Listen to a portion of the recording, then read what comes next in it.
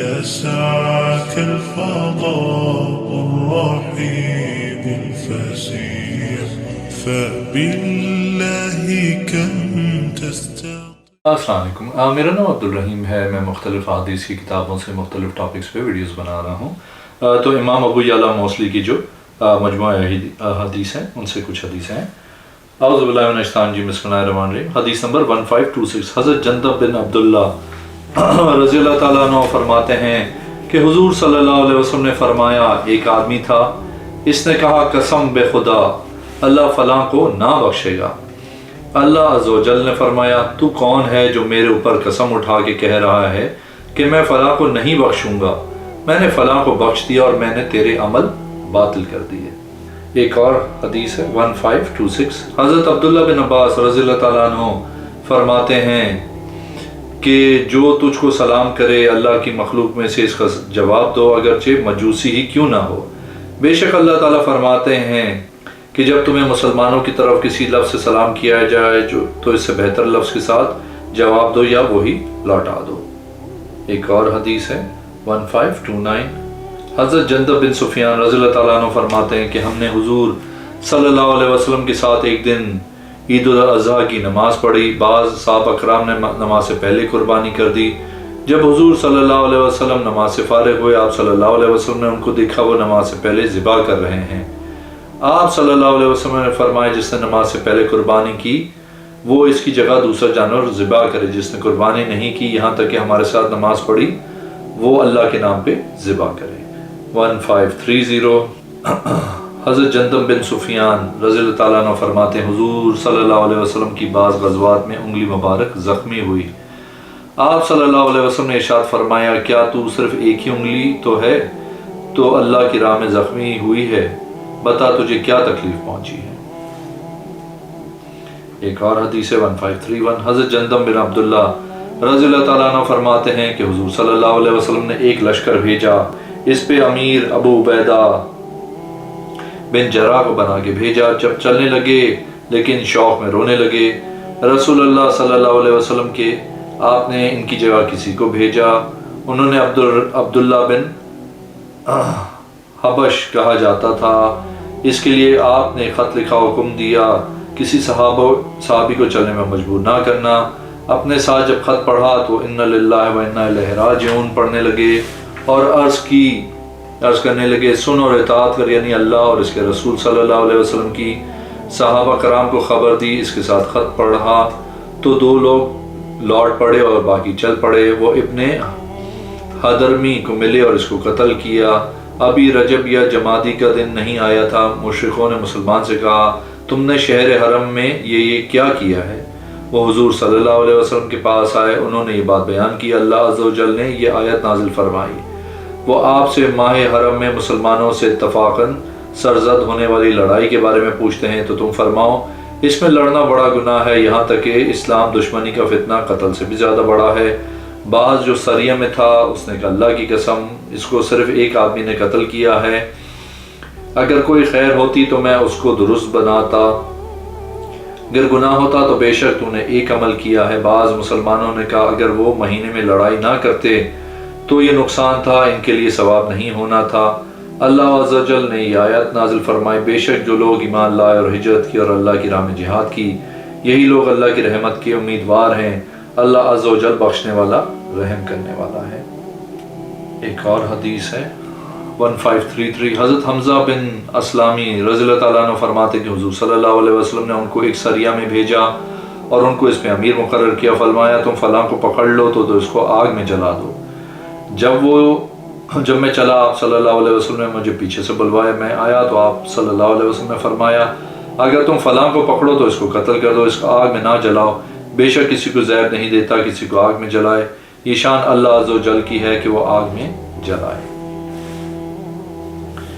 ایک اور حدیث ہے 1534. حضرت زید بن رقانہ رضی اللہ تعالیٰ عنہ فرماتے ہیں کہ انہوں نے اپنی بیوی کو طلاق بائنہ پکی طلاق دی. اس کے بعد وہ حضور صلی اللہ علیہ وسلم کی بارگاہ میں آئے. آپ نے فرمایا، تو نے اس کے ساتھ کیا ارادہ کیا؟ اس نے عرض کی، ایک کا. آپ صلی اللہ علیہ وسلم نے فرمایا، اللہ کی قسم اللہ کی قسم آپ نے فرمایا جو تو نے ارادہ کیا ہے وہی ہے۔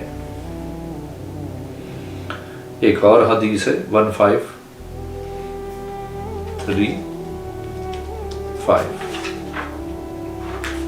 حضرت یزید بن رخانہ رضی اللہ تعالیٰ عنہ فرماتے ہیں انہوں نے اپنی بیوی کو البتہ کے الفاظ کے ساتھ طلاق دی۔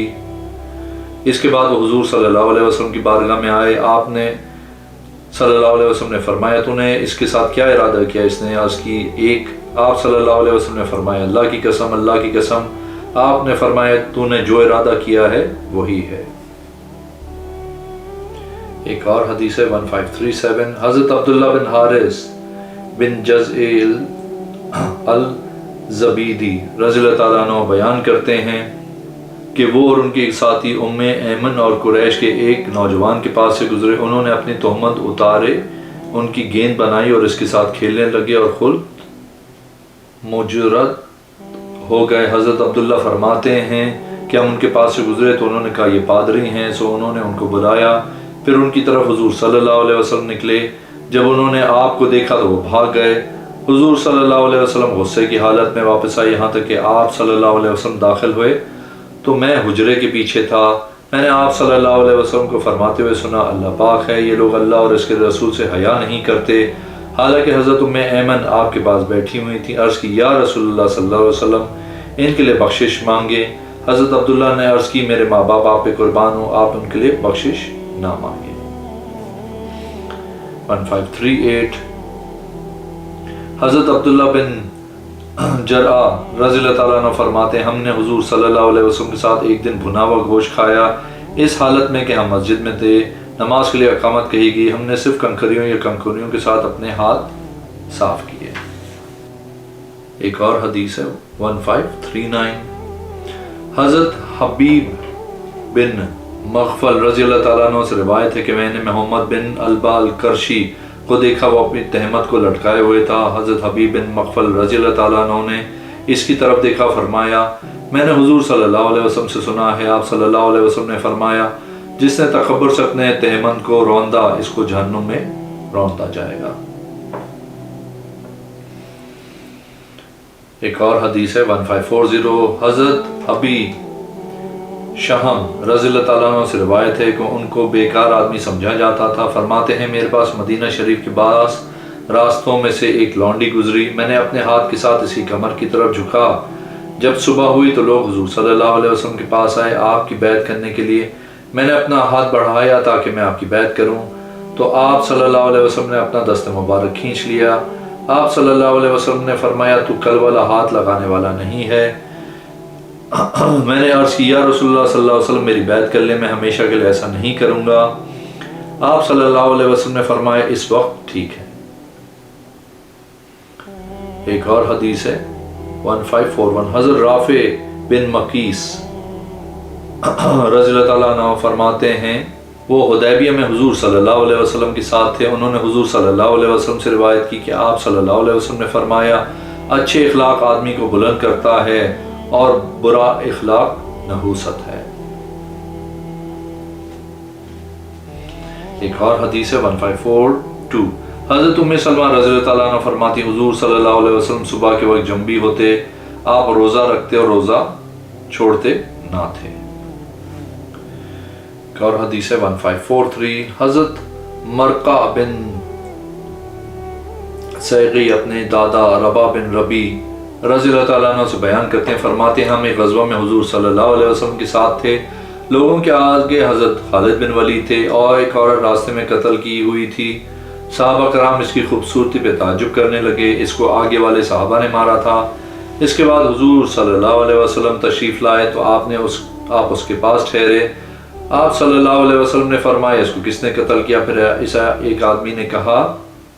ایک آدمی سے کہا خالد کو پاؤ، آپ نے فرمایا ہرگز کسی بچے اور خدمت گزار کو قتل نہ کیا جائے۔ ایک اور حدیث ہے 1544۔ حضرت عفیف رضی اللہ تعالیٰ عنہ فرماتے ہیں میں زمانے جہالیت میں مکہ آیا، میں چاہتا تھا کہ میں اپنے گھر والوں کے لیے نئے کپڑے اور خوشبو خریدوں، میں حضرت عباس بن عبد المطلب کے پاس آیا، حضرت عباس تاجر تھے، میں ان کے پاس بیٹھ گیا، اس وقت میں کعبے کی طرف دیکھ رہا تھا، دیکھا کہ سورج نے آسمان میں حلقہ بنا لیا، بس وہ بلند ہوا تو میں گیا۔ اچانک ایک نوجوان آیا، اس نے اپنی نظر آسمان کی طرف اٹھائی، پھر قبلہ شریف کی طرف منہ کر کے کھڑا ہو گیا۔ پھر تھوڑی دیر بعد ایک بچہ آیا، وہ آپ کے دائیں جانب کھڑا ہو گیا۔ پھر تھوڑی دیر بعد ایک عورت آئی، وہ دونوں کے پیچھے کھڑی ہو گئی۔ اس نوجوان نے رکوع کیا، اس بچے اور عورت نے بھی رکوع کیا۔